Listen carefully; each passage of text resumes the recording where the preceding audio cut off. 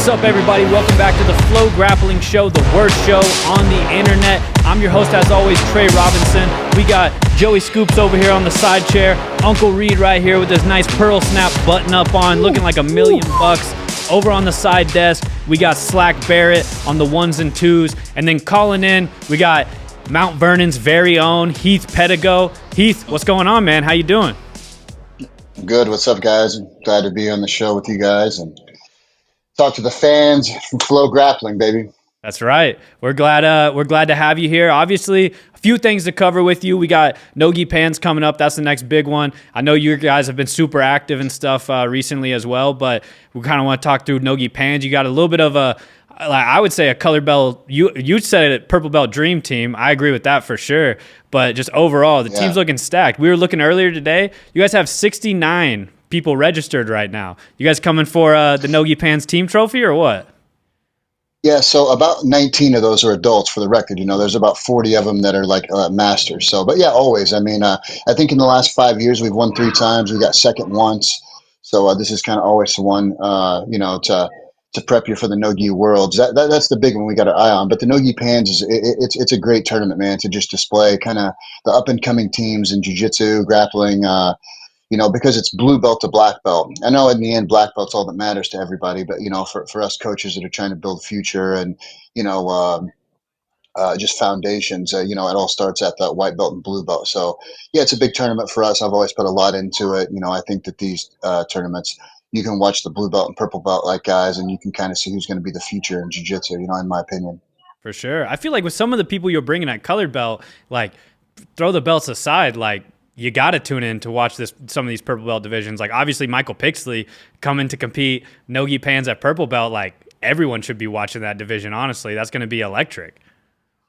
Yeah, it's kind of interesting. Obviously, when Pixley competes, you get everybody out there. They say, oh, man, he's still a purple belt. But, what they don't realize is the guy wrestled. He's an incredible wrestler. He's had huge success, obviously, in the ADCC and, just competition-wise. But last year at the Nogi Pans and Nogi Worlds, he didn't medal. He lost in both of those. So the what people really should be saying is what are the ingredients that these guys have in Mount Vernon to continuously pump out blue belt and purple belt adult world champions that are already facing some of the top competition in the world.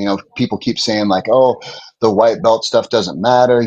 These Nogi Pans, these blue belts, purple belts don't matter. But the fact of the matter is this is who everybody's paying to tune in to watch. So, I don't give belts based on shows or championship belts. I just give them on merit, So it's like when Pixley is ready, Pixley wears the gi. If you come to class, he gets caught like everybody else does. He's a true student of jiu-jitsu, and I think that's why you've seen his success skyrocket. Like I said, he lost at the Pans and the Worlds last year, and then a few months later, he was winning he lost in the trials, and then the guy got hungry and, like nothing I've ever seen. And anyone who is a jiu-jitsu fan should be a fan of this guy. I mean, he did everything that you're supposed to do, laid it on the line, gets tapped, wears the gi, does everything you're supposed to do that jiu-jitsu people, talk shit about. And, the next thing you know, the guy's winning the trials and, beating the best guy in the world with Mica Galvao. And let's keep it real. He beat him up.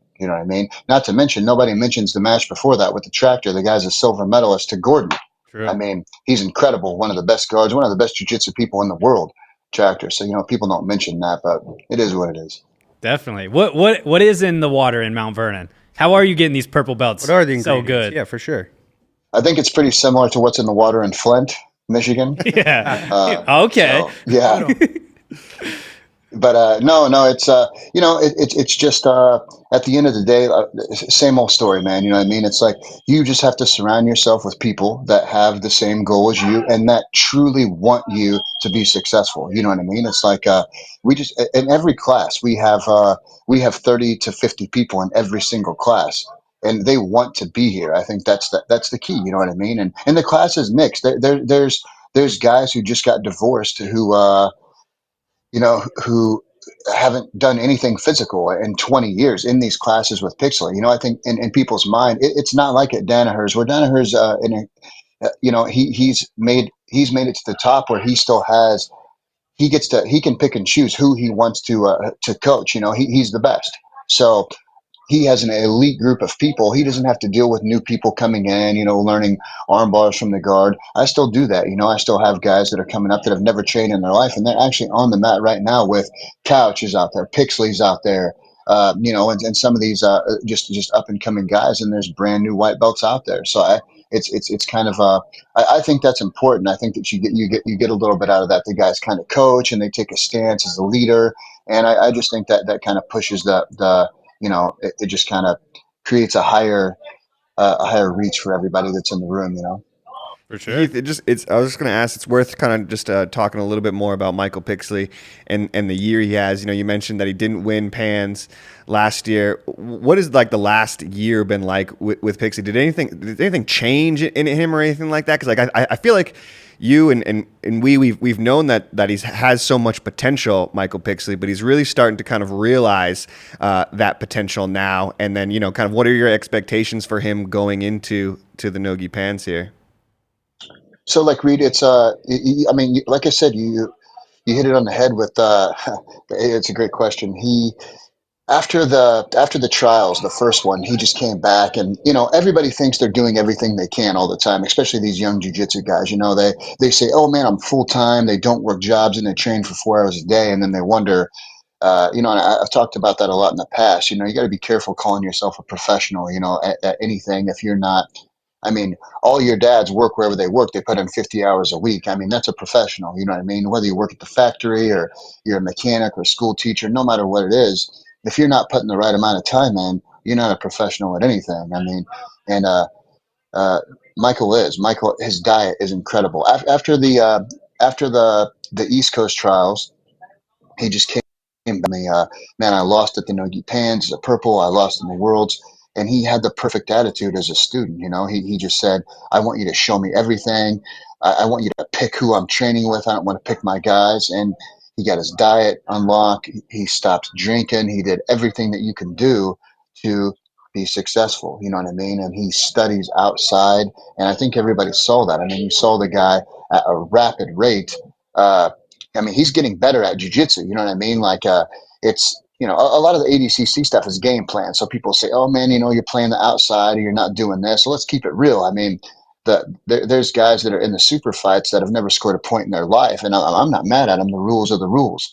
But Pixley's learning, man. He's just not out darsing people. The guy's doing leg locks and he's attempting to learn all this new stuff. And I just think that there's a certain point as a wrestler that's the caliber that he is, where you have to go back inside and be like a brand new competitor again. You got to get tapped out. You got to want to learn. You got to be willing to learn stuff from people that are, you know, that you're better than them. And because, you know, we'll keep it real. Pixley can take down anyone in the gym, but there are going to be guys that have been in the gym training for 15, 20 years that know more about half guard than Michael or full guard. You can learn from these people. And that's kind of what happened with Michael, man. He just started picking everybody's brain, and he's in every single class. And like I said, his diet and his strength and conditioning, you know, it's all just dialed in perfect, man. And you've kind of watched it in just less than a year, man. What the guy's done has been really, really incredible. Mm. Have you taken a look at his bracket at Nogi Pans, and just wondering kind of your first thoughts on at least, I guess that the brackets aren't out, but at least his division. Right. Yeah, there were like 14 or 15 people when he signed up, and now there are 5. Mm. So he entered and everybody left. The toughest guy in the division, I think, is Blake Brown, who's also from our team. And the next guy is the guy who won double gold, I think, at the Brasileiros or something. It's a Brazilian kid that I don't remember his name, but really, really tough. But at this point with Michael, you know, I'm just, you know, obviously the game plan as a coach is to tell him thumbs up. It's a good story. No, I was telling Slack. We have it on the screen here. I'm just breaking balls. No, that's all. I'm just kidding, you guys. But yeah, it's you know, there were like 15 people or whatever. Now there are just 5. So I don't know, man. It is, you know, I understand that. You know, if I was a purple belt, I wouldn't want to go against Pixley either, I guess. No way. But, you know, dude, I am a purple belt. And no chance am I signing up. But then here's the problem: if you go up in the division higher than him, there's another Pedigo guy, Brandon Reed, who's Yeah, another true. Brandon ADCC Reed, guy who has a highlight reel slam against Felipe Pena. Man, that's a tough draw if you're a big purple belt these days, trying to get some no-gi Yeah. Yes. golds, man. You guys are making it tough. And yeah, Brandon Reed too. You know, he's a three-timer NAIA champion, and he's incredible, dude. He's another one. What's happening? You know, if you look last year at the No-Gi Worlds, I think at blue belt, I think 5 of the blue belts that won the Worlds were white belts that just wrestled in college. Mhm. And what's happening is they're seeing, you know, like the wrestlers are just seeing that, you know, they can make that, you know, conversion over to jiu-jitsu. And it's not that they can win easier, but there's a life after college wrestling. I mean, you have to understand, if these guys don't get you know, high school wrestling coaching jobs or teaching jobs or college jobs, there's not a whole lot that a lot of them can do. I mean, some of these kids have wrestled from the time that they were 4 or 5 years old. They have no social skills whatsoever. All they've done is been told from the time that they were 4 years old that they're the baddest ass champions, and it's hard, you know, because I tell the guys this: the lady in the gas station at Mount Vernon doesn't give a shit about your NCAA titles. That doesn't mean anything to her. You know, after you get out of wrestling, it just doesn't transfer over. You know, they don't get treated like NBA and NFL guys. There's nothing for them to go into if they don't wrestle in the Olympics. And what, you know, at the Olympic Training Center, they take 2 guys for each weight class. That leaves thousands of kids every year, or young men that have, you know, there's nowhere for them to transfer their love and their time that they've put in if they're not involved with wrestling anymore. And I think that jiu-jitsu and grappling in general gives them a, you know, an outlet. You know, they can work with these teams. They can build a name quickly. They can, you know, and I love having Pixley here, man. Like for obvious reasons, but outside of that, him and Alejandro Viner, they've completely changed the game at our gym with the hand fighting that they do in their wrestling. And this is not a plug. I'm just telling you guys, these guys' BJJ Fanatics videos, I mean this really. If you are a coach or a you know, you're running classes and you do not have these videos to see what these guys are doing, you've lost your mind, because they are doing it. I mean, Pixley's doing this stuff to the guys on the absolute highest level, and they know that it's going to happen. It's not a secret what he's going to do. You know what I mean? It works. It has literally changed the game. And I guarantee you that this year, when you go to the No-Gi Pans from blue to black, you will see people doing the stuff that they've done. Dude, one of the wildest things to me, most recently when I visited Mount Vernon, was kind of the wrestling program you guys had going. And it's like you have all these kids from Mount Vernon and stuff, and you got Michael Pixley, the scariest dude in jiu-jitsu. Yeah. You know, Michael walks around and you don't even want to say hi to him because he looks like he's just going to beat you up just for talking to him. And then you had him in there, Alejandro, a lot of the guys, honestly, like a lot of the Pedigo dudes in there helping out these little kids, you know. And it was kind of cool to see because Pixley's obviously like, he's kind of like a little tough love with the kids, but you can tell he cares a lot about them. He's really good with the kids, you know. He seems to be doing a great job. So it's kind of a little bit of a juxtaposition to see him in that setting, you know, working with these little kids. Listen, if you scrapped the entire jiu-jitsu program that we have at this point, it would have all been worth it to me just to see what Alejandro and Michael do with the kids, man. A lot of these kids here, they don't have dads. You know, they're from, you know, broken homes, single moms trying to raise them up. Every single day, these guys go around, their money, their time. They pick up these kids in these bad neighborhoods. They take them. Now, keep in mind, you got to start picking them up at 2:30. You got to round them up. You got to find them. And, you know, all the coaches out there that are watching this will say, oh, you know, a lot of them have the my way or the highway. You know, if you want to be here, show me. Well, that's not the way it works with 10-year-olds. You know what I mean? That's not the way it works with 16-year-olds. That bullshit coaching, like my way or the highway, it runs off kids that could have been the best athletes in the world. You know what I mean? You have to take so much into consideration with these guys. Coaching, you have to be like water. You can't fit any shape or form when you're trying to coach. I wouldn't coach Reed the same way that I would coach Joe. They're different people. Their backgrounds were different. The way they were raised are different. The way their fathers or mothers talk to them and you know, discipline them. It's all different. And this is stuff you have to take in consideration big time, I think, when you're coaching really, really young men and women, you know what I mean? Especially if they're troubled. And I don't think a lot of people take the time to kind of figure that out. You know, it's like I said, I always kind of go back to the my way or the highway. It's, you know, that's kind of the coaching, a stance that a lot of people take, especially when you get up into high school and college. And it's just a different world we live in. It's not like the Bill Bowerman times. He was the cross country coach over at Oregon. It's just not like that anymore. You know what I mean? And a lot of people read these coaching books like Phil Jackson and these NFL coaches. These guys are making millions and millions of dollars.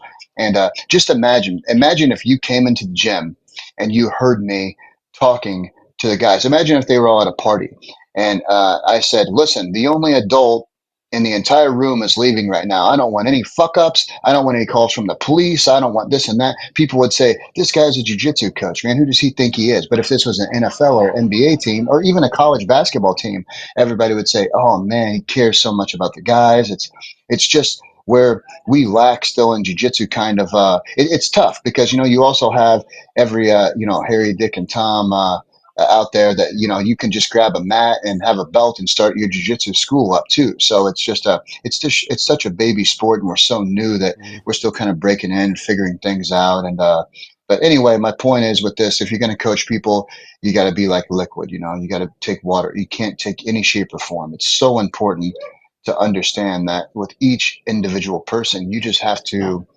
go about finding out who that person is and what it is they need to reach their potential and their goals. And, we're really lucky, man.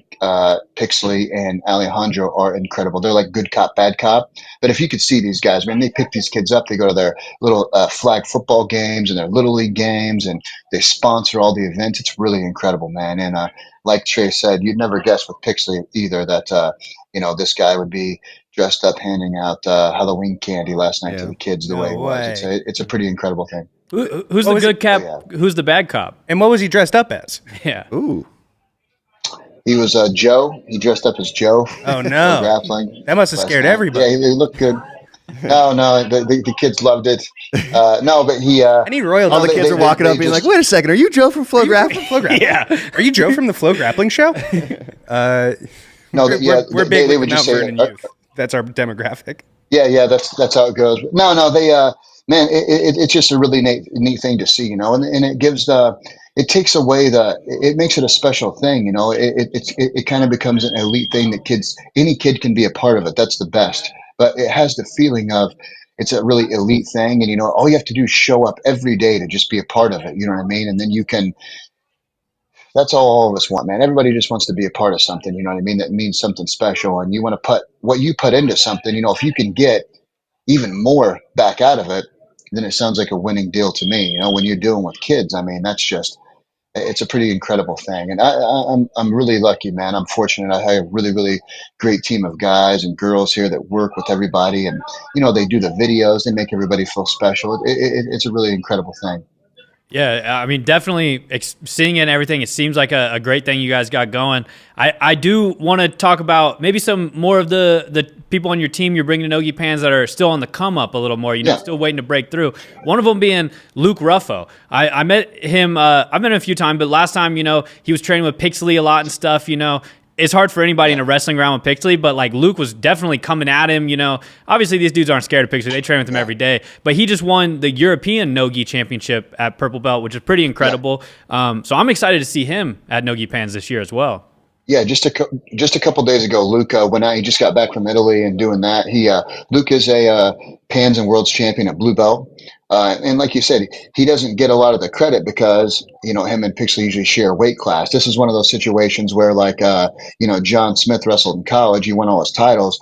The guy that chose to stay on the team with him could have won titles at any other weight at any other college. But instead, he chose for no one to really know who he is and be John Smith's wrestling partner. It's kind of one of those things. And, now the guy's last name is Perler. He runs one of the biggest wrestling programs over in the St. Louis metropolitan area. Huge. And, so it's one of those things. It's like that, Luke, a lot of times you'll see he's in divisions with Pixley, and our guys, they do the matches, you know what I mean? So it's not like it's very, very rare. Someone has to be hurt or something has to be going on for them to close out any division. We kind of take the stance that the best person should always win, and that teammates should be able to meet in the finals because, they'll fucking do a real match and, no bullshit. But anyway, Luke is, I think Luke should be a pretty heavy favorite to win at the Nogi Pans.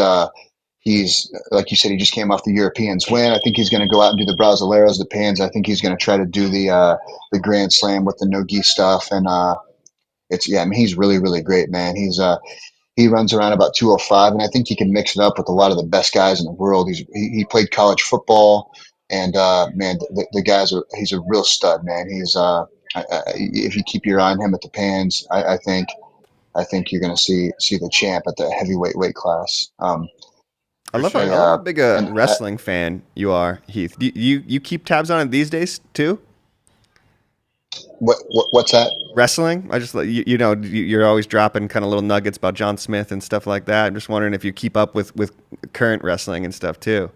Yeah, because of the boys wrestling program, of course I do.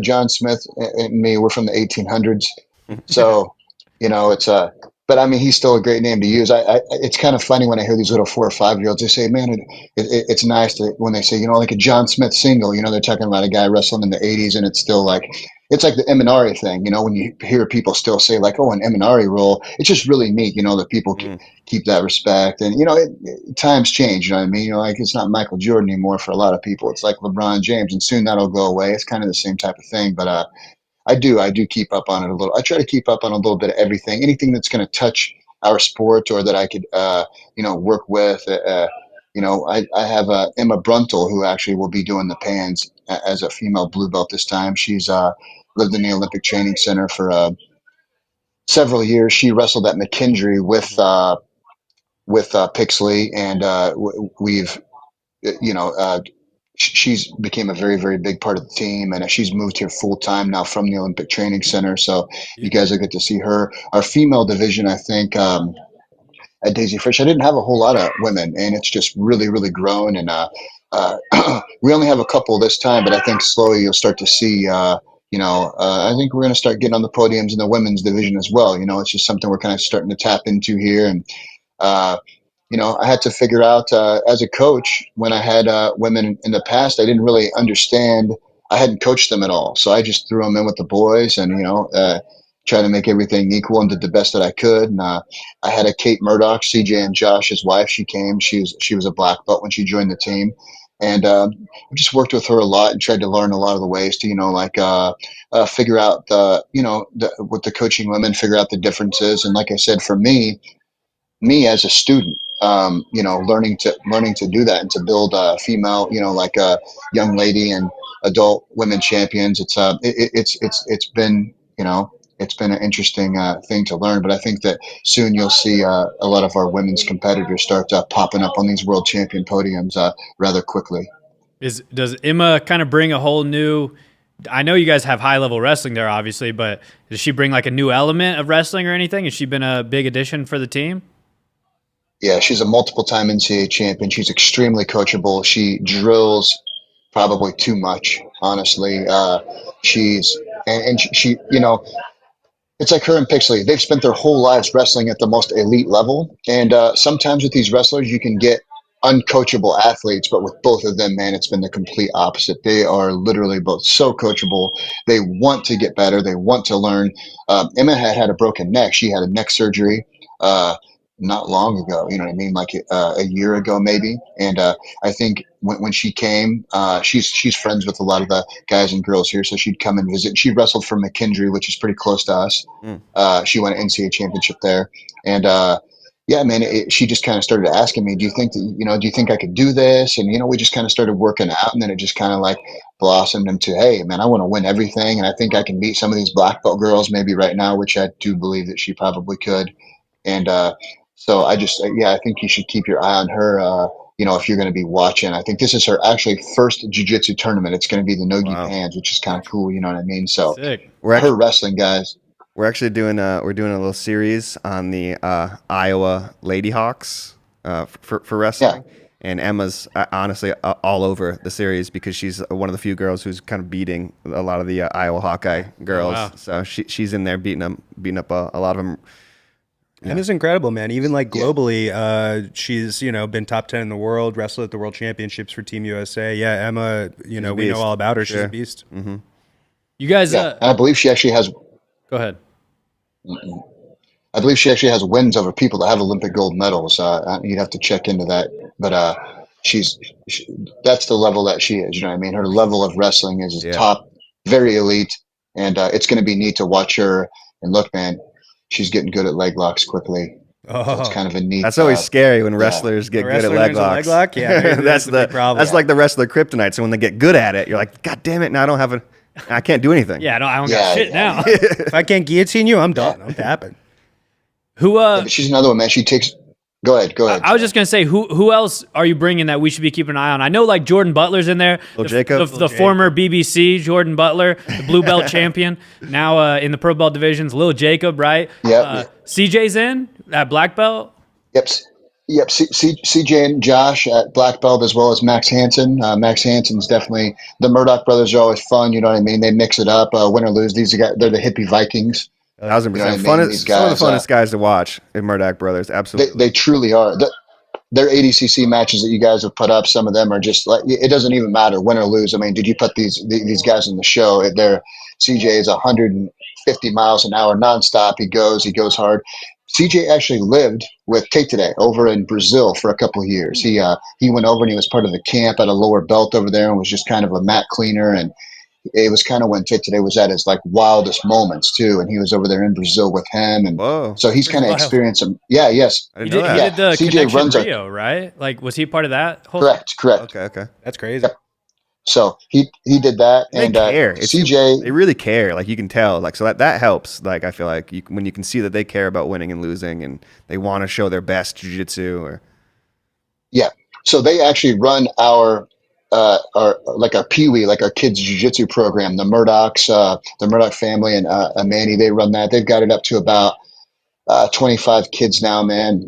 They just went and did the kids pans this past week. They had one of the smallest teams. I mean, once again, AOJ is the best kids team, but I think you'll see PSF on top of all those podiums soon too, man. You know, it's like we're still a pretty new gym. You know what I mean? I know we've had a lot of success and a lot of like a limelight because of the Daisy Fresh show and Flow, of course, and that was a big hit. And now with winning these pans and as a team, and it's I just think it's going to keep moving that way. But anyway, so Pan's crew, let me get at that real quick for you. At blue belt, I got a little just a few guys. They're kind of up and comers. Skylar Akers is one of the guys at Rooster. I have about 5 Roosters guys here in the gym. It's kind of neat. It's hard to go to a place and find adult men that weigh 120 pounds. So it's kind of cool that they have each other. You know, it's like usually they have to roll with the ladies, but they have a little group of guys they can roll with. And man, over the next few years, I think blue, purple, brown, you're going to really see them kick some ass, man. It's going to be good. I feel like having guys that small and stuff is a sign of like a good healthy gym. To be honest, you know, it's like because like you get these small guys, and if they're just getting smashed and stuff, they tend to leave, right? So it's like it is really healthy and nice when you can have a good group of smaller guys. To be honest, For sure. No, If I can call out a blue belt doubt. on this list that I saw do pretty well at the ADCC Open in Vegas, I believe it was Lawson Grime. Looked really good out Lawson. there. He's pretty tough, right? Yeah, man, Lawson's really, really tough. And that division is stacked. It's got Ty Coleman in it. Ty actually had an injury. He should have probably won the Nogi Pans last year, but he got injured in the quarterfinals. So he was winning 16-0 too. So him, Lawson is extremely tough. He had won at ADCCs competing. He's over at Dante. He's like grinding it out. Hardcore. He's a really, really amazing up and coming guy. And he's really improved, man, just in the last 6 months alone. He's been killing it there in Ohio. So Lawson's a really, really tough guy. That division in general, the lightweight guys there. For us, Skylar Akers at Rooster, I think you keep your eyes on, and he's really, really tough. And like the guys were saying, I do want to touch on that just for a second, man. Having those Roosters in the gym, like you said, when you have a big women's team that actually rolls, not like special women's classes where they only roll with women, but when they're in the class, and there's 15 or 20 of them that compete all the time and getting it in, it's just kind of a neat thing. And that's newer for us, but we're starting to get a lot more of that. And I'm really proud of having these 5 Roosters guys in here at every class, man. It's just it's like you guys said there, Reed. It is tough, man, when there's only 1 or 2, because even the smaller guys are 150, and that's still sometimes can be 40 pounds for some of these guys. It's like that would be like us going and rolling with a 260 pounder all the time. You know what I mean? And then obviously we would complain and bitch about that. So when you're a rooster, you kind of get stuck over with the 150 pounders. And then, you consider that the smaller guys, but they're still so much bigger than them. It's like, it can be tough sometimes. So I'm very lucky and fortunate to have that. But, anyway, yeah, I have Jason Shaw at light feather. He was a really, really good high school wrestler too. And he's here full time now. He's from where Pixley's from. He's in the light feather division, and all the way up pretty much on the blue belts there. There's a kid named Cooper that is at heavyweight. I have a lot of plans for him. He's really, really new, but I think you'll see him win multiple world championships here in the next several in several divisions over the next few years. But yeah, man, it's just there's a great group of guys there at blue belt. The purple belts are really where it's at, though. Clay Mayfield from down there is Blake Brown. He's got him, and he's won a world championship in the gi. Actually, I think there were 5 Americans that won in the gi that year only. And Clay and Dante are constantly pumping really, really tough guys out, and a part of the mix now for a team when creating champions. It's really neat with Dante what he's done with the guys and Max, man. For him to compete at the level that he's competing at currently, I mean, winning world championships at black belt, medaling in the open at the ADCC. He won the Nogi Pans open weight division, as a lightweight, I believe, last year. And for him to keep pumping out champions while he's doing this, like while he's still at the peak of his, competition career, it's a really amazing thing. Most people that are pumping out champions are retired, they're done. Or they've found someone that can invest in them and pay people to come and train with them, and Dante's taking these people from, the foundation from the floor up. And now, Max competed this weekend. He had a match against Nick Matea that was on Who's Number One. He beat him up. He's on a roll, man. I mean, Max can definitely win at lightweight black belt. I mean, he's he did a Who's Number One and got caught in like a flying submission quickly. So I think people kind of write him off. But man, listen, he had a close match with Jonathan Gracie. He made it to the ADCC. You know what I mean? I mean, he's very quietly moving up in the ranks, and I think he's definitely a Cinderella for sure, and someone who could take that home. Not to bounce over the place. I just wanted to talk about Dante's guys there. Dante's at the top of his game right now. It's true. And he's killing it, and they have he has Nick Creighton, who is a medium heavy brown belt. He's amazing a leg attacks. He's tapped some really, really good people. He's won tons of the EBI competitions and things like that for pretty good money at brown belt. Him and George Valadares are both at medium heavy for brown belt there, and yeah, it's they're really, really tough. Of course, Alejandro, the wrestling coach we were talking about, he just won Masters Worlds because he's old now, and he's getting to jump back in. Yeah, congrats, Alejandro. That's a big feather in his cap for sure. I know he was wanting that one. Yeah, it's really cool, man. I kind of give him a hard time. He's 30 now. I told him, man, you're old, man. You got to do the Masters, and he said, man, those matches some of them were harder than the adult ones, man. So it's kind of cool to get to see him do that. Alejandro joined the team. He didn't win a match for like 2 years. And he's one of those guys that wrestled, and then he just he struggled with the making the switch, and then he never let his head get down. He just trained and trained and trained, and I think he had 6 or 7 major Pans and Worlds medals, and he had never got on the top. He had like 5 silver medals, you know what I mean? And when you look at the guys he was losing to, it's just the guys who are mixing it up now and doing the best stuff. So he's like Lovato. He's always right there, 3rd place, 2nd place. When you stick to it, sooner or later you get on the top. And I mean, he's still, as well as coaching and building the future, I mean, he's still mixing it up and tearing it up, and I think going to win multiple world championships. So, I mean, he's always, and no matter what, dude, Alejandro's matches are fire, man, dude. He's always doing something crazy, like escaping crazy submissions and taking down people that don't ever get taken down. He's a lot of fun to watch. So he's definitely someone you can keep your eyes on. He's a brown belt middleweight at adult there. And then, like I said, Nicholas Creighton and George, those are other brown belts. Troy Mercer. Troy Mercer, super tough. Troy Mercer at super heavy. Troy is also now runs a great, huge program in Rockwall, Texas, man. He's a wrestling coach. So these tournaments are a little bit tough for the guys, because they are in the middle of wrestling season right now. You know what I mean? It's just started. Troy's guys have already had matches, so they'll do a wrestling practices from 3 to 7, and then their jiu-jitsu they teach from wherever, and then for them to get time in, you have to really map your hours out properly and be a professional. So it's yeah, Troy, man, he's Troy, I believe Troy's won the Pans in the Worlds, I believe. I think he got second last year at brown belt. So, if he can wrap these things up, he'll get strapped up with the black belt. He's a great competitor and a great coach, man. So Troy's fun too, dude. He's always mixing it up and wrestling. He wrestled for Tom Erickson, the old Pride fighter, the big hairy one that kicked everybody's ass. Big Cat, yep.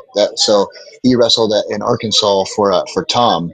So it's kind of always neat to pick Troy's brain and kind of see some of the stuff that he learned from Tom. I'm always a really big fan of that guy. It's really, really cool. You mentioned some of them already, like the Murdochs at black belt, their wife. I saw Couch, obviously. It's going to be sick seeing Couch back. But no Dante, huh? I haven't seen Dante's registration. So Dante usually doesn't do the no-gi pants. He did last year, but before that, he just kind of saves it up for the no-gi worlds. We just put so much into the ADCC that it's one of those things where he just had a match against, he had some big matches at ADCC. He came back in the open, and he I know we're going to get into that a little bit, so I'll save that. But he had some giant matches, and then he just tapped out Andy Varela. He had a big match with him on the UFC Fight Pass. Got him with the guillotine. I just right? think that was a sick one. Got him with the guillotine. I think Andy had said the referee had gotten in the way, so he wasn't able to get out. But anyway, Andy's always really, really super tough guy, and he brings he's great to watch. Like win or lose, Andy's an incredible competitor, and he's always throwing down. So he's really fun to watch. I'm a fan of. I'm glad we got to mix it up with him. It's one of those. When you see it, you like the person. You're like, oh man, it sucks. You got to go against them, but it's all. It is what it is. But I thought Dante, that will be an interesting one for Dante with Andy Varela, because Andy Varela is really good at like heavy collar ties, being in your face, like kind of getting dudes out of their rhythm. But I was like, I don't know if Dante is gonna care. I think he might be like, all right, let's do it then. And just be like, I'll get mine. Don't worry, I can take some heavy collar ties. I'll get mine. And I kind of feel like that's kind of how it played out. Yeah, there was a little video where he was giving him a smack kind of there, and it was like, Dante's a professional, man. Like I said, I've said multiple times, if you want to, I think the most professional grappler in the world is probably Dante Leon. The guy's dialed in more than anyone that I've ever seen. He has no problems at his level asking questions, and he doesn't make decisions without a cabinet. You know what I mean? He's always asking people and making sure, like, hey, I'm going to make sure my head's in the right place. His diet is the most impeccable diet that I've ever seen. He doesn't miss any training. He has Tom and the guys from Westside Barbell. Clearly, it's probably the most incredible powerlifting place in the world. They have him all dialed in there. So he's surrounded himself obviously by the best people in the world that he thinks that can benefit him the most. So I'm really proud to be one of the people that are on that list with Dante and mixing it up. So he's Dante's an interesting fellow. George Valadares and I talk all the time. Dante kind of has the gifts to be the most famous guy in the world. He's good looking, he's buff, he wins everything, and he's never really got all the respect that I think that he deserves as a professional grappler. I mean, he's not really big into social media. He doesn't talk, and I know that that's the world that we live in now. You have to be able to get on there and run your mouth a little bit to be more famous. And Dante's not really like that. So hopefully, he he's just an extremely. I think he's the most professional athlete that's in our sport. I really do believe one of the that. best to work with. He's Absolutely. really something. To speak to his diet, I went and shot a day in the life with Dante once, and he was kind of just like, what do you want to eat? And he was like, you want some pizza, burgers? And the answer was yes, but I was trying to be cool, so I was like, no, I'll just eat what you're eating, just give me a little some of that. And I gained 8 pounds of lean muscle just from that one day of eating what Dante ate. It was sick. Yeah, that's kind of. Yeah, that's my least favorite part about coaching him is, we're in the hotel room together and, and then he eats like every 7 minutes. That's what it feels like, and it's like he eats 19 lentils, and then he Yeah. eats this piece of fish that I still don't know where he gets it from. He just kind of pulls it out, and it's like cooked and ready to go. It's like in his suitcase, and then.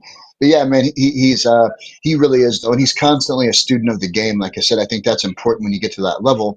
There's a certain amount of people that they stop learning and they stop asking questions, and Dante never does that, man. He's still like watching video and learning to teach. And that's why I think, like I said earlier, it's incredible that he's pumping out champions and still active. I don't think there's a whole lot of people left in the sport that are doing that at all. I think he might be one of the only ones that are still actively competing and coaching at that level. For It's sure. it's really incredible. So you kind of brought up his absolute run at ADCC. Obviously, it was incredible. I kind of feel like that was one of the things that stole the show was Dante's absolute run, and in that he ends up submitting Mica Galvao. You want to watch that match back? Maybe kind of talk us through the situation. Everything that was going on in that moment. Because set us up real quick too. 'Cause, Yeah. like, is that a match that you guys were like looking forward to? Obviously, they have some history. Is that a match that you thought was going to hit in the weight class or earlier? Like, Yeah. set us up a little bit. Yeah. So definitely. So we've had the Who's Number One match, and it was a really really close match. Remember they had I don't even remember if it was a split decision, but it was a really really close match. And then they after the Who's Number One match, they had their ADCC match where uh, Mica won the match, but Dante had 2 points on the board for several minutes. And then towards the end, remember, they took the points off so there wouldn't be an overtime. And then that was kind of one of those things we weren't really sure about. So there was never any bad blood. It's not anything like that, but it's one of those things where, all right, we can beat Mica. Obviously, we're going to meet him in the finals or in the semifinals.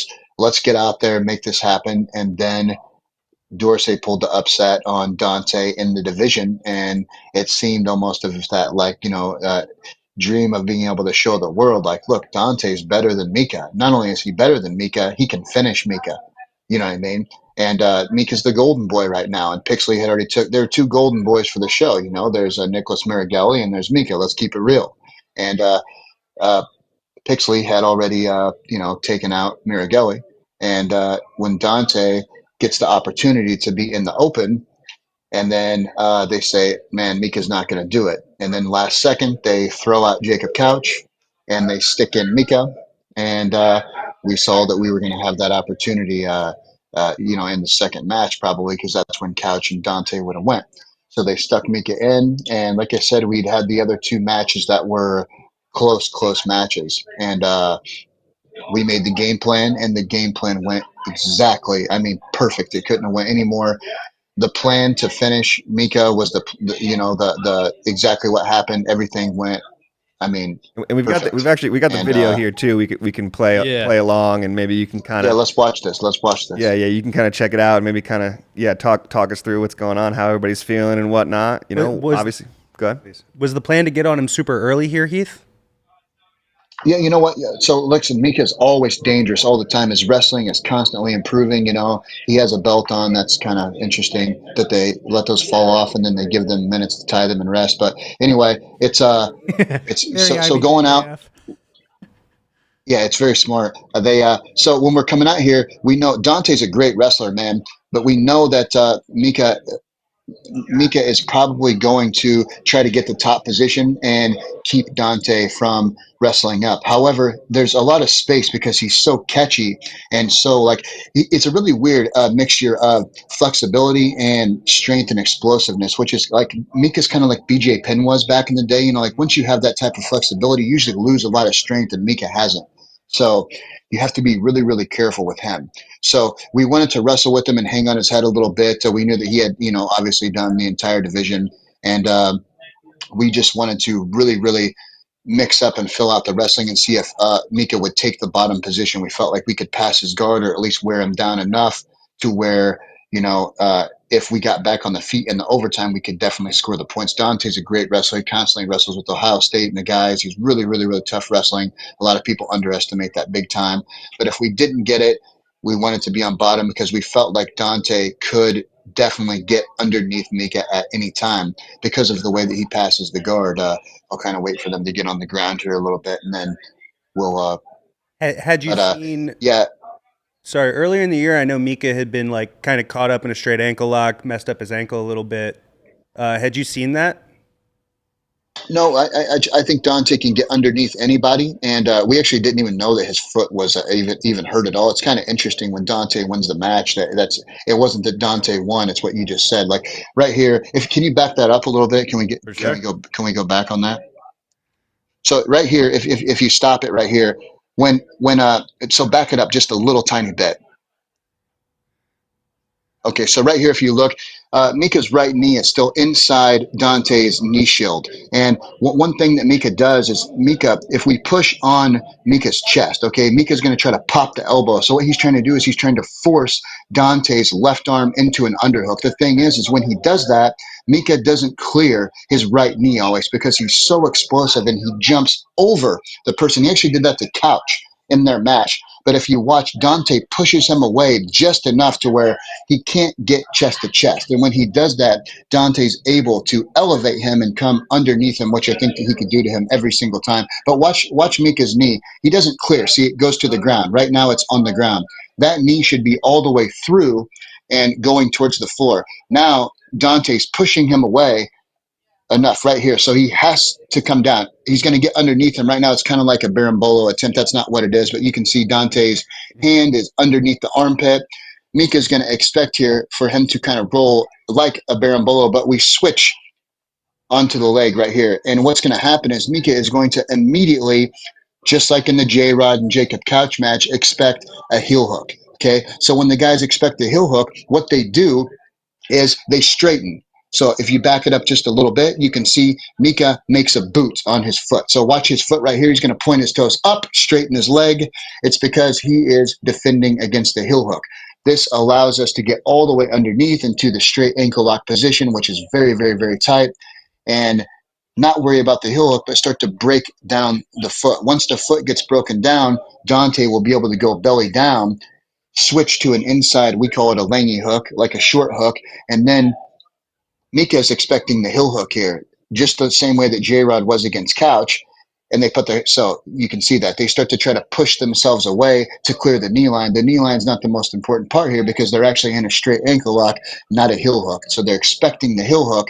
Now Mica's flat on his back. So all he'll be able to do is roll into a belly down position and make the straight ankle lock get sucked back in, switched over here. And now there's really no escape. He just has to go belly down to try to escape it. And what that is he's attempting to roll out of the heel hook, but there is no heel hook to get switched to. It's just a straight ankle lock. So it's kind of a surprise to the guys. But like I said, it was Dante had planned it. He felt like he could get onto it. He's wonderful at leg locks. If you watch his old matches with Gary Tonin, you can see he's incredible at escaping heel hooks and leg locks himself. Extremely underrated. But yeah, I mean, I think it was a great setup. Like I said, Mica is one of the most incredible athletes right now that there is. But Dante, I think that he kind of settled the score there with their close matches. I mean, I'm sure that they'll meet again at some, it's probably several times over. But Dante definitely let everybody know. And I can assure you guys that his past ankle lock injuries had nothing to do with the finish. Anyone who's in that position is going to get finished by Dante. That's not an opinion. That's just a fact. So, yeah. Incredible breakdown. Can we just, sure. we just That was- clap it yeah, up? really good. Clap it That up was for really that good. breakdown. Like, That was what a one of the ones fucking we've had in a detailed minute. breakdown. That was Hell yeah. That was happening. I feel like you guys kind of, like Pedigo as a whole, you and your athletes go under the radar with not getting credit maybe for the resurgence of the straight ankle. We kind of know it's been like, it's hot right now. Mateusz Szczynski gets talked about a lot whenever people talk about the straight ankle, but all of your athletes have incredible straight ankles and have been using, like, threatening the heel hook to finish the straight ankle. Like, Couch obviously did that. Yeah, I love the stuff, Couch but reference. Yeah, so... Yeah, so the Couch and the Couch and J-Rod, like I said, J-Rod's so crafty. Him and Mica are a lot alike when it comes to especially escaping submissions. You know what I mean? It's like people try to tap J-Rod out so much, they get exhausted, and then he kicks their ass. And don't let that take away from his. A lot of people, they talk about their athletic ability. You know what I mean? Like J-Rod and Nikki are they're extremely amazing athletes, but they're very good. You know what I mean? It's almost a smack in the face, I think, sometimes to the Rod brothers, the Rodriguez brothers, when people say, "Oh man, they're athletes" or all that. Like, listen, they game plan very, very well. They're very, very smart. And I think they do a lot of that together. You know what I mean? I'm not sure how involved the other members, I'm sure they are, of the team, but I know for a fact that those two brothers are amazing at, they make plans, you know, and I think part of their persona is like the, you know, the jockey fucking, you know, like, Meathead. but at the end, I'm telling you, they're very sharp. They're very good at jujitsu. They, you know, they both, they came from Jay's, you know, out in New England. And he, dude, he's one of the best coaches ever. You know, I love that guy. And uh, Jay Ricatullo, and they're just very good, man. Anyway, the with Nikki, we watch. You know, I watch a lot of breakdowns. I spend probably 4 hours a day just like studying opponents and doing all that stuff and making game plans for everybody. That's probably my specialty as a coach, is doing that, and reactions, actions, and all that good stuff. But like I said, Mica and Jay, they both share that. You know, everyone wants to go for heel hooks now. It's kind of the in thing, instincts quickly. These guys are young. They have very flexible knees. They're on top. They train with the best guys in the world. Like I assure you, Mica is having people try to heel hook him. You know, like his dad's really on top of shit. He's a smart guy. He's a very good game planner. J Rod obviously has some of the best guys in the world trying to heel hook him, but you have to make the decision with your foot what you're going to do. If you're going to boot and protect from, you know, the straight ankle lock, or are you going to point your toes and defend the heel hook, you know? So Mica and Jay both go back and forth trying to make that decision. Once they point the toes, once you go belly down, you get the person to point their toes to slip the heel hook. You switch to the straight ankle lock. Now the foot's completely broken down. There's no more boots. So then once you go belly down, you can either eat it and you get your foot, you know, broken, or you can tap. And that plan worked very, very well with both of those guys. And I think a lot of people, like you said, with Matthias, Dante actually had 2 matches with Matthias where he tried to straight ankle lock him the whole time, and Dante shut him down pretty significantly. I mean, he won both matches, obviously, and Matthias probably has the best straight ankle lock in the game right now. But yeah, it's one of those things, man. I think the straight ankle lock something you're going to see come back a lot, because guys are getting so good at defending the heel hook that it's, you know, it's such a controlling position. The straight ankle, you can wrestle up with it, you can finish with it, you can use it to set so many different things up. You can leg drag with it, and I think that you know, you're going to see a lot more of that in the future. But I appreciate the ups on that. We do have a lot of guys, a lot of our younger guys, the purple belts, you know, blue belts, they win a lot of major matches with ankle locks. So yeah, I think. Go ahead, sorry. No, you go ahead. Your voice No, I was sounds just going to better. say that I feel like it's something that you guys have been working on for a long time too, because I feel like I remember you putting us in straight ankle lock stuff when we were at the laundromat. You were kind of showing us details and stuff like that, and I want to say that was like pre-COVID even when that was. So I feel like you guys have been developing this ankle lock for a long, long time. Yeah, I bought my first ankle lock VHS tape, and I became obsessed with them in 1995. Damn, I wasn't So even I born still yet. have those. Yes, exactly. So I still have those videos. Yuki Nakai was the guy's name. They were all in Japanese. They later on, he became the coach pretty much of everybody. All the Aoki stuff and Imanari stuff all come from these past guys, Yano and these guys that did like the All Japan Pro Wrestling. And the thing about All Japan Pro Wrestling was it's kind of similar to the WWF, but basically what they are is they're MMA matches that they know the you know, they're scripted. You know what I mean? But the thing is, it's really cool. They come out.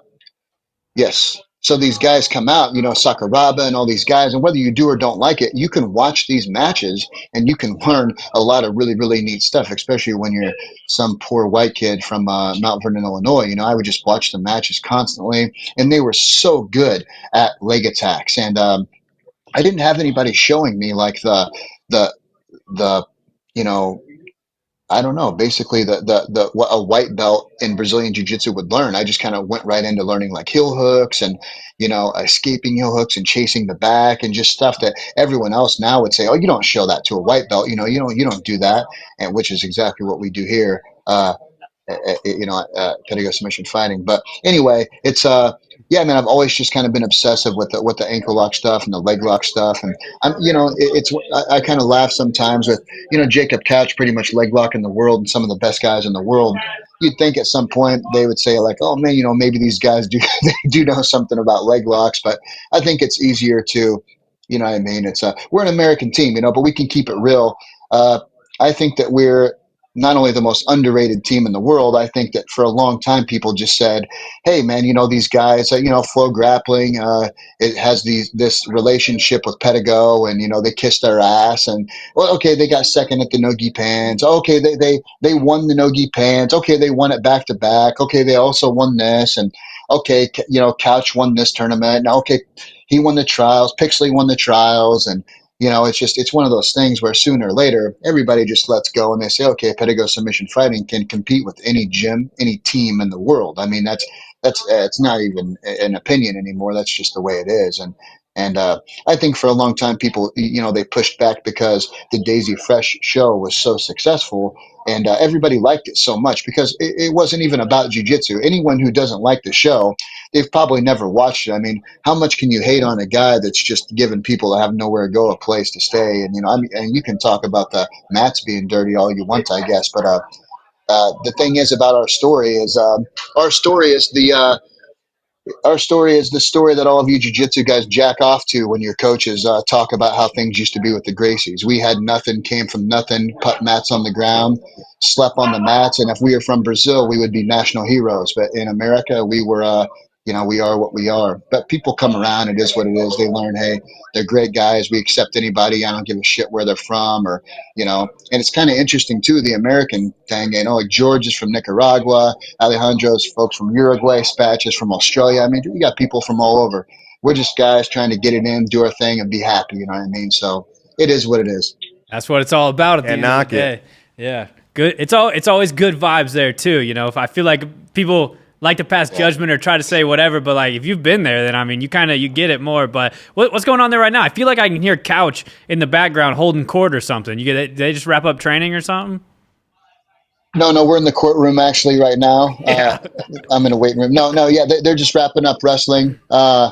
Yeah, right now the guy's getting ready. Little Jacob, he's another purple belt out there that we didn't mention him. This guy, he's had some huge wins. He beat Nick Ronan at the ADCC trials, and he's got some giant wins. I mean, listen, the kid, he never wrestled in his life. He walked on a college wrestling team. He's had a little bit of a background. I think he punched a guy and broke his jaw at a party, and then he's like, no one really wanted anything to do with the guy. Same thing with Pixley. They kind of had that trouble, and all it is they just needed someone to pretty much just love them back, and understand like, hey, once again, like I can't coach Trey the same way that I would coach little Jacob, you know what I mean? But I think that you will see Jacob Borneman. He will be a purple belt, medium heavy. I believe the guy that won the European Opens and the World Opens is in that weight class. There's a guy named Brody from Lachlan Giles in Australia. It's a packed purple belt. It's probably the toughest purple belt weight class. I think you're going to get to see little Jacob. Well, he's not really little anymore, but that's what we've always called him.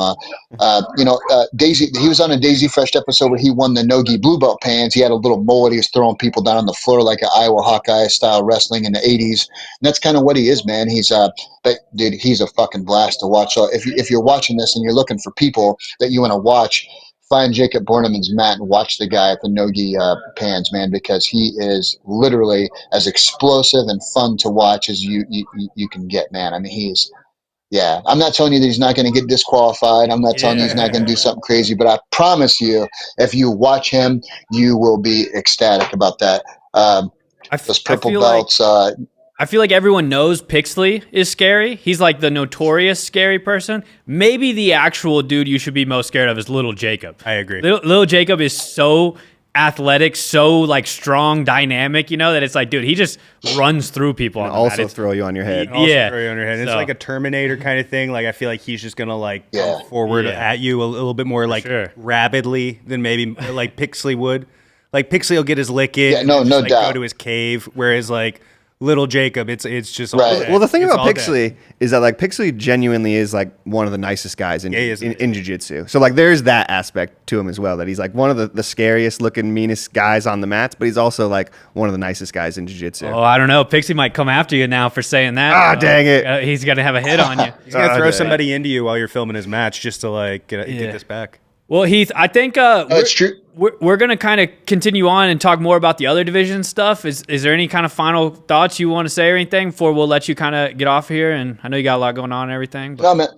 No, I appreciate you guys, man. Like, like I said, our plan is to come in and to win the team trophy. My goal is to just constantly always prove that we are the best up and coming team in jiu-jitsu, not in the United States, but just all together. Like I said, you have guys like Danaher, and I only use Danaher as a reference because, they have the best top guys in the world. He's got 2 ADCC champ, maybe more. I don't even know how many are there, but the guy had 8 guys in the ADCC. What we're working with here is a little bit different. Like I said, I take the guys in off the street, they're white belts or blue belts, we build them up. It's important for me to win these No-Gi Pans and No-Gi Worlds team trophies because it proves who the best all-around team is from the foundation up, from white belt on up. And I think, if you want to be the best team in 5 years, these are the things you got to win right now. If you want to compete with Danaher, you want to compete with the B team, you want to compete with huge organizations like Checkmat Alliance that are using 300 or 400 teams putting all their points together. I think that you have to really focus on your lower belts, and that's what we've done. You want to see the fireworks, man? Tune into FloGrappling, watch the No-Gi Pans, pull up anyone from Pedigo Submission Fighting, like I said, Purple Belt Dream Team on there. Lots of amazing guys. I appreciate you guys so much for having me on the show. Always appreciate you letting me break down Dante's match with Mica. Hopefully we can win this team title, and you have me back on. We'll talk shop about the No-Gi Worlds. Let's go. Appreciate it as always. Heath, you got something, Reeve? You're the man, Heath. Yeah. I just was, just feel like I had to mention it just while we're here talking about Heath coaching people to gold medal performances and stuff like that. I don't know if you guys know, but Heath coached me actually to Reed Connell. a gold medal. So I know firsthand how valuable it is to have Heath Pedigo in your corner. 100%. Changed his life that day. Yeah, we did.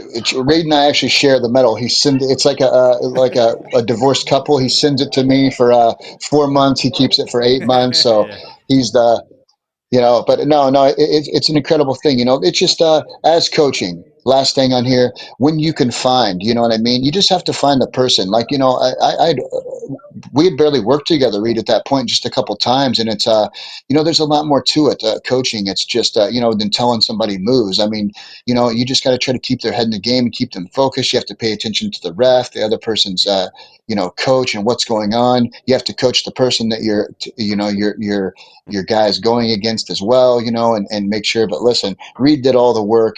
He just let me be, in his corner, and he did win though. It was pretty incredible. You guys should pull that up. Reed's a Purple Belt Pans champion. In case you guys didn't know, the guy's a killing machine. There we go. Heath, thank you. Appreciate that, Heath. For sure. Next time, Heath, we'll get you to break that one down. But appreciate you calling in everything. Obviously, everybody watching at home, we appreciate you shouting us out, Heath. So I know you guys are dropping a lot of content on your YouTube channel. So go subscribe and watch the Pedigo Submission Fighting YouTube channel for sure. But we'll just let you hang up on there, Heath, and we're going to continue on. But appreciate it as always, man. Good seeing you. All right, guys. Joe, Trey, Reed, I appreciate you guys, brother. Thanks, Heath. All right, we'll see you guys soon. Thanks, man. Brother. There he is. The man, the general, Heath Pedigo. General of Pedigo Submission Fighting, Heath Pedigo. Yeah, always good talking to him. That was a great breakdown. Incredible. It was one of the most intricate breakdowns I've ever heard. I was trying to keep up. My little purple belt brain over here was like, oh, I've seen one of those grips before. I was trying to, soak it in, but super great talking to him. He really is bringing like a purple belt dream team to No-Gi Pants. 2 guys from ADCC will be on his purple belt squad. Brandon Reed, Michael Pixley, but then like there's this list of dudes who have blue belt hardware hanging up, still I don't know if they have any returning purple belt medalists or anything, but definitely a lot of dudes are right there like Jordan Butler, Little Jacob, big list. But so super excited to watch that team. He said, he talks about how they're kind of always the underdog. I'm calling them the favorites. This No-Gi Pans. All right, put it on the record. I think Pedigo Submission Fighting is going to win the team trophy at No-Gi Pans. I know he mentioned he has a lot of people, but a lot of them are masters, not as many adult. I still think like potentially these dudes are going to get it done and come out with the No-Gi Pans trophy. They're always right there at this tournament. They've won a couple, but so. Is Spatch in there? I actually didn't see Spatch. It'd be Jacob Brooks would be his Jacob name. Brooks. And I didn't see it. He's kind of more of like a Heath Jr., I guess, these days. He's one of the main coaches on the team, it seems like. I wanted to get into that, but I know we were going long with Heath, and we originally told him we were just 20 minutes, and we kind of, kept him for a while. But he talked about him breaking stuff down, and that's like a big part of his job on the team. I also believe that's one of Spatch's main things. Spatch is very good at watching film, breaking stuff down, kind of picking up on details. We went there in Couch, the lead up to Couch's last WNO performance, and I got to sit there and watch like Spatch and Couch break down Jonathan Gracie's matches and everything. And Spatch is very cerebral, very good at that breakdown. But yeah, no, listening to him in the corner always is great. And I know I was just like, kind of joking around, bragging about my Pans title there, but. I do genuinely think, like, I don't think I would have won if it wasn't for Heath and stuff like that. Like, he genuinely was super helpful in the corner. Because I just, we were working, I was working, everybody's doing different stuff and whatnot. And so, like, I just put my gi on and jumped out there. And so I didn't have anybody coaching me, which is why Heath kind of rocked up and started coaching me. And, like, in between matches, like, that's where he helped me, like, probably, like the most was in between matches and just kind of, like, helping me break down my grips and helping me kind of, like, break down a quick game plan or something like that of what's going to happen in the next match and stuff, just because he's been there a million times. So genuinely did help me out, like, tenfold. Awesome, dude. In Pans, yeah. Well, let's jump into a little more of this No-Gi Pans action here before we go. We'll do a quick rundown, just checking out who all's in and everything. So up here on the screen, we just have the registration as it stands. I think registration just closed yesterday. Right? Yeah, closed a couple of days ago. A lot of really tough guys. Obviously, people could continue to move around here. Juni Ocasio is in at light feather, going to be very tough. Everton Souza, who won Worlds last year at Roosterweight, is back at Roosterweight. Juni on a tear recently, man. Definitely watch out for Juni. This last year and a half or so, I feel like Juni's really been...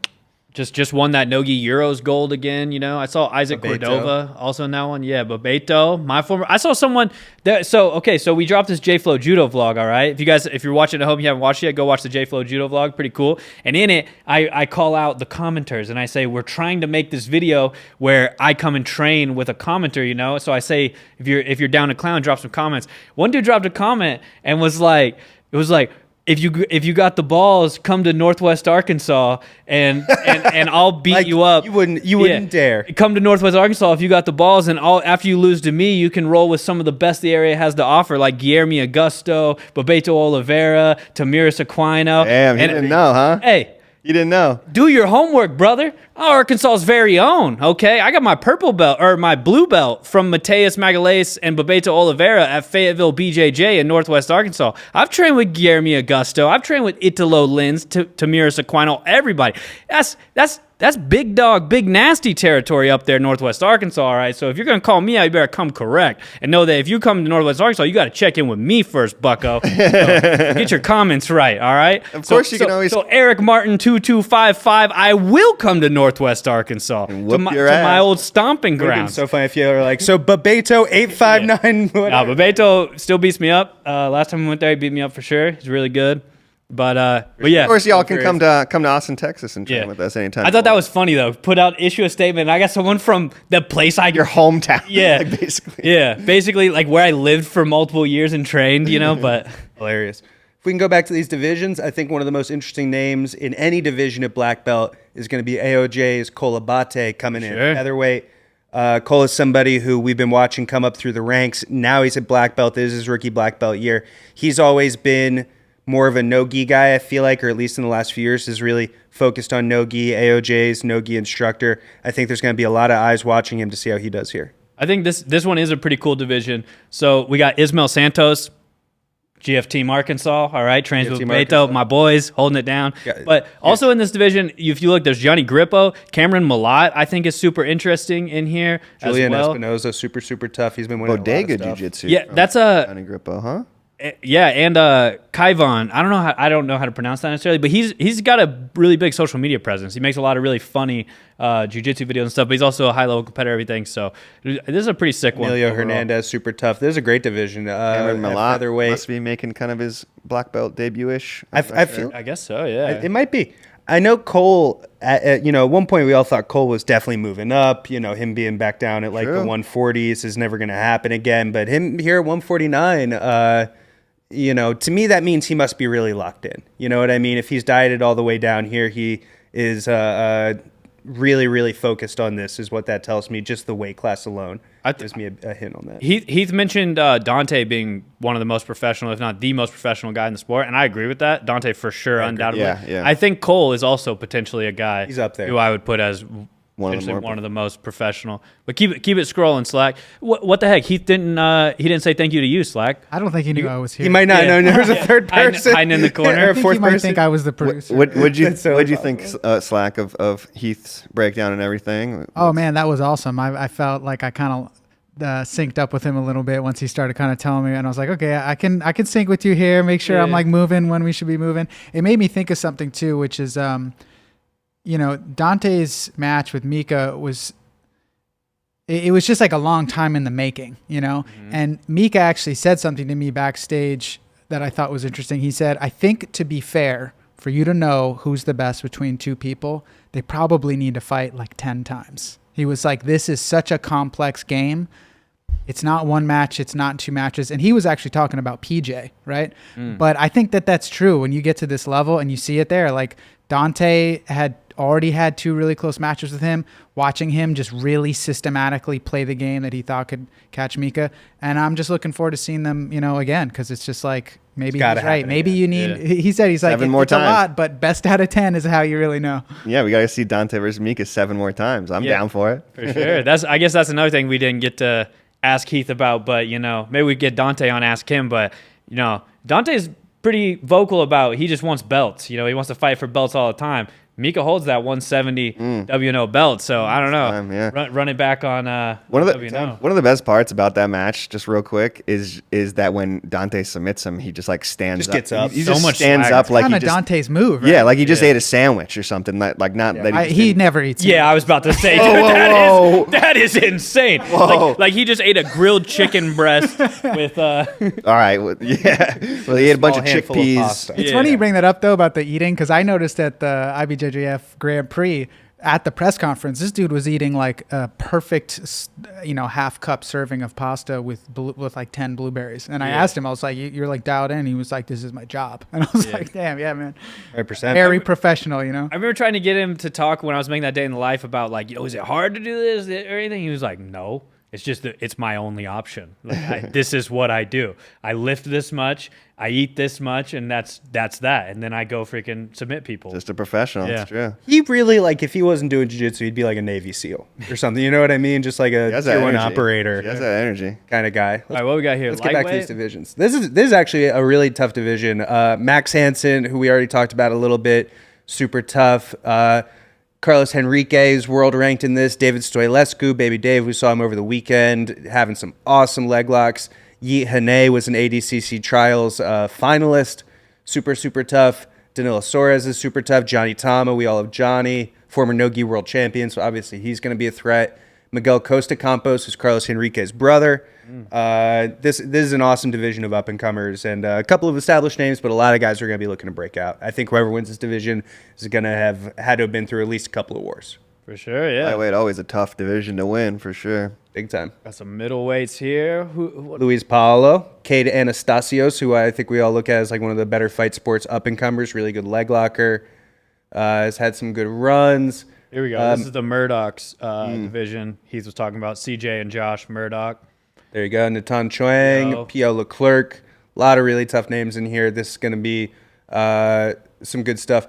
Mario Schonkweiler. I just like saying his name. Yeah. I really couldn't tell you much about him, but Mario Schonkweiler. Who's a favorite in this middleweight division? Go back It's up. tough, man. So, yeah, on the bottom, I would say Pio Leclerc and Natan Pierre. are definitely on that list. Luis Paulo is probably my favorite. If I had to name one guy, it would be ADCC veteran LP10, Luis Paulo. Luis Paulo Canero Medeiros? Luis Paulo Canero Medeiros. Yeah, I Ledge. definitely a beast. Gonna be hard for anybody to beat him, especially in like an IBJJF rule set. But I don't know, man. P.O. Leclerc, I feel like he took second at, He's always right there, absolutely, and is one of the more exciting guys, absolutely too. He's got good stand up, good leg locks. Took second at Nogi Euros over the weekend. Congrats. Medium heavy, a couple 10p, dude. For everybody, throw it up. Throw up your variation of 10p. Everyone. I want to do the Kyle Chambers. Yeah. I don't know, some like shit like this probably is like one specific one. I would guess. There you go. Nice. The Pan's Labyrinth. Yeah, I was gonna say you're doing the that's a Pan's good Labyrinth. one. I've never seen that. I wanna Oh, see I that. just Next time innovated. I'm Whoa. at 10th Planet Austin, get a little Pan's Labyrinth. But yeah, this way, John. right? We got John. Yeah. Got John Blank and Renee Souza up there at the top of this one. So obviously it's sick anytime they are in the mix. And then Joe's pointing at the TV there. Got Jacob Couch down there. Jeremy Skinner at medium heavy. Freaking big body Jeremy Skinner. Big body. Go back up for a second so I can see. Sorry. Austin Orenday, who is actually the #1 ranked IBJJF black belt. By the way, they do the points. Wait. Jeremy Skinner's a medium heavyweight? No, that's what I'm saying, dude. This dude's big body now. Freaking got It's all shoulders and arms. Yeah. It's 100% He was just shoulders. 66. Yeah, 66 at ADCC. Like 2 years ago, yeah. No, it's crazy. He's grown a lot. Harrison Heavy. Woods, Yeah. I think, is a super up-and-comer that people should watch out for. Is this your brother, Joe? Charlie Gilpin? So I've wondered before if I'm related to this Charlie Gilpin guy. Really top team Austin. Yeah, he's in Austin. I really should go check it out at some point. It's actually the husband of Maria Raffato. She is Maria Raffato Gilpin. So I don't know my father's side of the family that well. I have like a couple of names that I can go off of, but there's definitely a good chance I'm related to this Charlie Gilpin. I believe Holler at me. I believe Harrison Woods upset Jacob Couch at ADCC trials like 2021 there or something like that. If you remember that one, Trey, that was Not really. That was where Devontae got thrown off the mat. And that tournament. Yeah. Yeah. Which all time. Yeah. anytime I that knew gets you'd brought remember up- that. Anytime that gets brought up, we got to talk about it. All time moment at ADCC 2022 West Coast, or was that 2021 East? 2021. No, it was in the casino. It was 2022 East Coast. It was not in the Atlantic City. Yeah. Casino. So 2022 East or West Coast trials. Yeah, it was West Coast.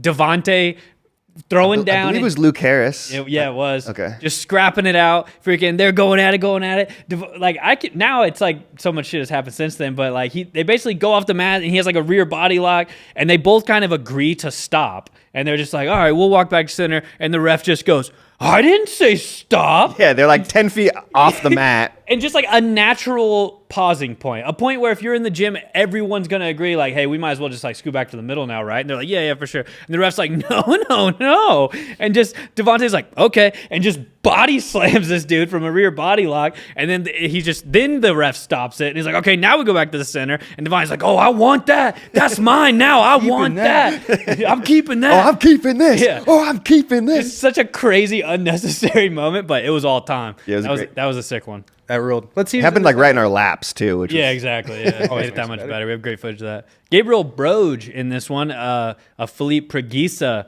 prodigy there. Kind of been working his had a way up great now into the black belt world. So that would be a cool one to see him. Francisco Lowe, Lucas Lira. Francisco Lowe, I'm a little surprised, is up here at heavyweight, considering he's fighting middleweight at the Crown coming up, which is 181. I thought he would do medium heavy, and he would potentially face off with Couch. Last year at Nogi Pans, Francisco Lowe actually heel hooked Couch right before Couch went on his crazy East Coast trials run. So I was kind of hoping we would see that one back. And then they were supposed to fight at WNO. Obviously, Francisco Lowe got happened. I just want to see that rematch. Sean Yadamarco is super tough in this bracket. David Garmo was a world finalist last year. Jose Jarema has had an awesome debut black belt year. There's definitely a lot to like in this division. Maybe Lucas Lira is the favorite. He had a good Nogi Pens last year. He's still kind of waiting to get his first IBJJF major gold as a black belt. He's definitely a super tough guy. Yeah. Francisco Lowe, man. I was gonna say, I think maybe tough to bet Francisco against him, Lowe. but yeah. Sean I agree. Yadamarco also sick. Sean Yadamarco also. Can't sleep on Garmo. Yeah. No, 100%. That's an interesting one. There's a division, good right? mix of like kind of dudes who have broken through a little bit, like Francisco Lowe. Lucas Lira is like on a track right now, and then dudes who as well, like David Garmo, Nogi World silver medalist, right? Yep. To Ronaldo, I believe. to Yeah. Ronaldo. Ronaldo, but a very close decision. Could have gone either way. Could have been Nogi World Champion. Like Sean Yadamarco right there, Gabriel Broge kind of now breaking onto the black belt scene, but let's keep it moving. Lucas Lira versus Francisco Lowe, somebody's flying into a submission. It's a great You know match. what I mean? I don't know who it is, but one of these two. Kevin Burbage, we just saw him at AIGA. He looked good. Yeah. He looked Good good. time. Jan Picapau, who has been in these streets a while. We've been watching him. Another guy I'm surprised is in the This high up? Yeah, as a super heavyweight because I feel like I used to watch Young Pika Pao as a lightweight. Back in the He day. was at middleweight at IBJJF Worlds this year, which is 181. This division is 215. Yeah, he's definitely been rolling with Victor Hugo too much. Yeah, I big guess. Daishi Goto in this Daishi one. Goto, super tough guy. Got to make sure you're still talking to that mic, Joe, whenever your face Sorry. is turned that way. ADCC vet. Yep, Daishi Goto, sick, kind of dominates on the open scene, made his way into ADCC this year, so he'll be a sick one. Elliot Kelly too was always a fun guy to watch. I haven't seen much of him kind of recently, to be honest, but back in the day, he was a fun guy to watch. A lot of cool foot sweeps and stuff. Big time. Marlon Tanaka, WNO veteran, will be in this division. All right, keep Very scrolling. Can we show them on screen the list too? There you go. Maybe you were cutting back and forth for that. My bad. Here we go. Devontae, Damon Ramos. Damon Ramos is super sick. I think he's a dude who could get it done, to be honest. Hard to bet against Devontae as well, though. I think it's going to be him. It's going to be Devontae and Igor Schneider, Igor who has Schneider's some tough. really good takedowns. Yeah. He's a really tough guy. I think he's going to be Especially in this rule forcing set, this. yeah. Especially the size, right? Like Devontae. By the way, congratulations, Devontae, new father. Oh, wow. Yeah, Congrats, very Devontae. cool. What a Congratulations to legend. Devontae Johnson. But man, ultra heavy is tough because he's competed lower and lower. I don't know if he's competed at ultra heavyweight before. This might be the first time. But that's he's going to be giving up a little bit of size to some of these guys at least. Sure. Austin Baker was also in there, but I feel like we're kind of speed running these a little bit because we're short on time. But then we're getting into the women's divisions here. Sophia Casella and Jessie Crane have met in the finals of this tournament before. Shelby Murphy, super tough at light feather. I really like this light feather division. Anna Carolina, who beat who has beaten some really tough girls. I think that light feather division, there's not many, Mara Kelly. There's not many, but there's a lot of really tough people. Who we got at feather? I'm really excited to see Tubby back in the mix. I feel like she doesn't compete that often, but every time she does, it's usually pretty solid scraps. So Tubby in this division is going to be tight. Talita Alankar, UFC fighter. Talita. I haven't seen her in a little bit, and on the jiu-jitsu scene, of course. Yeah. Going to be tight. Young up-and-comer Tainara Victoria, who we've had on WNO. Yep. Is going to be on this one. I think this is her. This might be her black belt debut, actually. Yeah, I know when she competed on Who's Number One, she was a brown belt. She was a brown belt at Worlds. I don't remember seeing her do anything at black belt, so Amanda Montero too. there we go. Amanda World Montero, champion, Raquel black belt world Ferreira. Yeah, there's a lot of really tough girls there. Yeah. This kind of just turns into a lot of just how many names can we say? Yeah. Mo Black is top 5 in the world. Julia Maelli just won No-Gi Euros. Amanda Bruce is a former champion at this. This is another really good division. That's a pretty. Nicole- That's a go back to that one, Slack. Let's. Nicole Sullivan too. I haven't Sullivan, super heard tough. her name in a little bit. Of course, Joanne Trindage, very tough. Beatrice Jin. Honestly, there's a lot to like about. There we go. We made that division. We said every name. Lorena Bali, just so I name the last person Yeah. on this list. No, Yeah. this one's an No, straight interesting up. division. I think it's an intriguing one for me because we have Amanda Bruce, kind of like the young up and comer, having some good matches, fought on WNO, could break through. Julia Maali, ADCC vet, but also representing Europe, baby. Let's go. You thought I was going to go without diving into the European Jiu-Jitsu? Get the beret. Somebody Yeah. bring us the beret. Julia Maali, representing Norway. She trains at Oxy Gym in Oh, and you got Mo Black representing America. Exactly. So, Exactly. Oh, dude, don't act like you weren't talking offline to me about how you want to train and be a part of Gunslingers European Jiu-Jitsu out in Lubbock. I was never waiting said for it that. to come up. I never yeah, said that. right, dude. Yeah, right. Oh, that is rich coming from you. Am I not allowed to train if I'm American? Are you not allowed? No, you can. Oh, okay. Americans are allowed, but we are a European Jiu-Jitsu gym. Sure, So. sure. I think the story at middleweight is probably Nadia Franklin, very tough Australian. She won the brown belt double gold at Worlds for Nogi last year. ADCC trials, she was having a really good match with Aurelie Laverne. Her hamstring, I think it was, she suffered some kind of injury, and that ended her run. But she's super crazy. Part of that Lachlan crew, obviously, so she's training with Levi, Lachlan, Adele, so super sick. For sure, Nadia could get this one done. There's East Coast Jiu-Jitsu Association also. So Sick. Yeah, there you good go. representation here in that division. A lot of Euros. And then Caitlin Huggins, that's CJ's wife, representing Pedigo. That's a really tough division. Daisy is tough. Liz Mitrovic obviously won trials and has been on a real tear. Amanda Levy is in that division. That's Salat Samola is super tough. See that rematch then. A lot of really tough people in that one. Amanda and I think that what might be right. So Amanda Levy, Liz Mitrovic, they met in the trials finals. Amanda gets hurt, and she's still kind of salty about that, right? She still feels like Liz kind of celebrated a little bit too much after, and I know that at ADCC she was really interested in that rematch any way she could get it, potentially in the open class or something. But I think it might happen here, and I think it'll be story to keep intense if keep it eyes happens. on. Yeah, Big time. The female heavy division is pretty wild. Elizabeth Clay The coming return back of Liz Clay. It's pretty nuts to come back that soon after having a kid. So that's definitely going to be cool to see her again. She's obviously had incredible success at no-gi pans. love how committed she is to jiu-jitsu too. Sure. You know? It's Absolutely. like, I think I counted up from like her giving birth to her first child to stepping on the mats is like 54 days. Wow. That is insane. And she's and she was, she's I believe, I don't know if it's 100% true or not, I guess, but that she's the youngest trials. She is the youngest trials She is the champion. youngest trials winner. So it's like I remember her all the way back there, at being a young girl, fighting these adult women and stuff like that. And so for her now to kind of like be The veteran. Yeah, the veteran going into adulthood with her own child and everything like that. Like, wow, what a trajectory for Liz Clay. Wish her luck. Cats in the cradle. She is going to have a tough one eventually. I feel like she'll probably end up meeting Maria Ruffo at some point. Maria Ruffo is obviously very, very good at jiu-jitsu. Who I am potentially related to. Maria Ruffo. Through in-laws. Yeah. Through in-laws. And then this last female... Shout out to Saida. I know Saida. Just want to throw a personal shout out there. Saida, what's up? Oh, you hit her with a sup? You just gave a sup to Saida? Saida, I said, what's up? Yeah. All right. And then the super heavy division for the female, the last one. This one, what stands out to me is Paige Yvette. Obviously Big trains time. at Legion. Could be She's a sick very one for tough, her, yeah. but Big time. I also think Kajia Peak is going to be, she's somebody who goes around, wins a lot of ADCC Opens, is, picking up a lot of steam and momentum. I think she's somebody to be considered here. She's probably somebody that's also going to try to contend in the open class. I would keep an eye out for what she's up to. Stacked divisions here all around for sure. time. shaping up to be a good no-gi pans, this year. Excited for this. This one's going down November 1st through 3rd, right? That's Friday, Saturday, Sunday. Just a no-gi pans, kind of that quick hitter of a tournament. Bing, bada boom, you're in, you're out. Bingo, bango, dodge, Durango type of action. Oh, yeah. You guys know what I'm talking about. Yeah. A lot of Durangos. You guys Dodge got Durango. You guys got anything specific you're looking forward to in this one?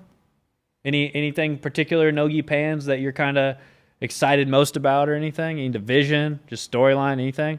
Bunch of storylines, divisions that I'm really excited about. I'm really excited about seeing what Cole Abate is up to. I want to see how much success he can have in his rookie black belt year. I think in the gi, there was some starts and stops, wasn't able to get the momentum he wanted. I think here in no-gi, he's going to be really really hungry for that. And so I'm definitely really excited. If you had me name one person that walking in the door, I'm really excited to see it's that person. Seeing the return of Liz Clay. She was at one point very recently within the last year, the #1 pound for pound women's grappler. Then she goes, leaves, has a child. How is she going to come back? What kind of force is she going to be when she comes back?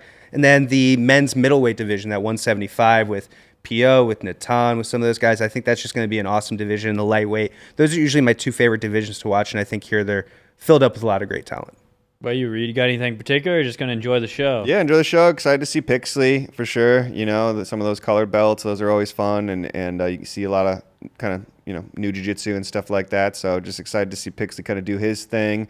Some of those guys, but yeah, I definitely think that Cole is kind of going to be one to watch in the black belt divisions. I'll definitely be tuning into his matches. But yeah, who knows, And then, of course, you got the absolute division, which is always one of the best parts of these IBJJF tournaments. You never know who can jump in the absolute division, who could win that there. A lot of contenders. So I'll be curious to see who jumps in the absolute. Nice. I'm gonna throw out a weird name for the absolute. Couch. I think I'm gonna put it on wax. I think Couch wins the absolute. He's won the brown belt here before.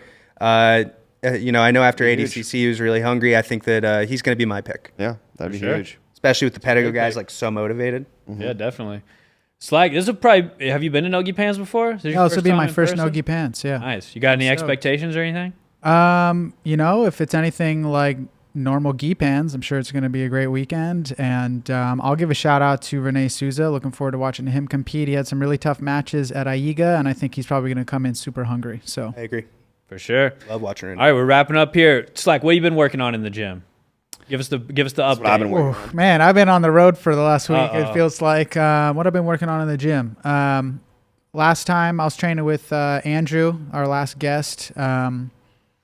Interesting passing, the tripod head pressure passing that he's teaching. I was working on, as well as some new takedowns. kind of from a collar tie, swimming inside the bicep into a single. So just kind of working on my stand up and trying not to be so scared of standing up, like many jiu-jitsu people out there. I had recently, like Mikey Esquivel was showing the Joseph Shin tripod passing at one of the no-gi classes at Paragon, and I was playing around with that. And it's interesting. It feels so weird. Like I don't know. It's like, I'm sure if you're good at it, it's just like natural or whatever. But you have to tripod up all the way to the crown of your head. Yeah, I don't love it. Kind of like hover your leg and like make a little knee elbow connection on one side and kind of then pass from there. But it feels really weird. But it was also like I was just kind of going like butter once I could get to that position. It's really hard to get to that position for me. Once I got there, definitely passing a lot. But then other than that, I've been doing a lot of headquarters just for funsies. What about you guys? You guys got anything you've been working on? I've been trying to hit the Kanto choke, made famous by Flavio Kanto down in Brazil, judoka. It's kind of like a loop choke, but you do it on the other side. You throw your leg up over the head. It is really hard to hit.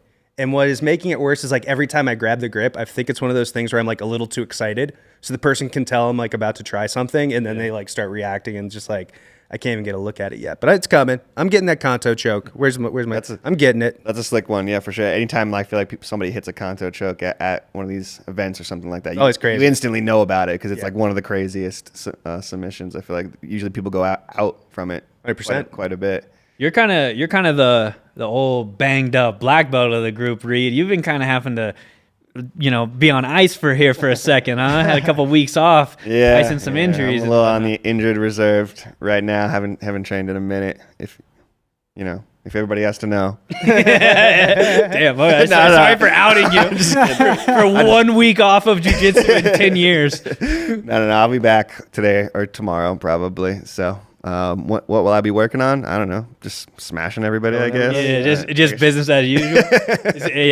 Once you get to that level, you kind of quit working on stuff and just start smashing. What am I working on? Feeling good. Yeah. I'll say that the other thing I'm working on is finding a new pair of shoes. So when I spend 24 hours on my feet at these events, I don't feel like I need to take a week off of jiu-jitsu when I get home.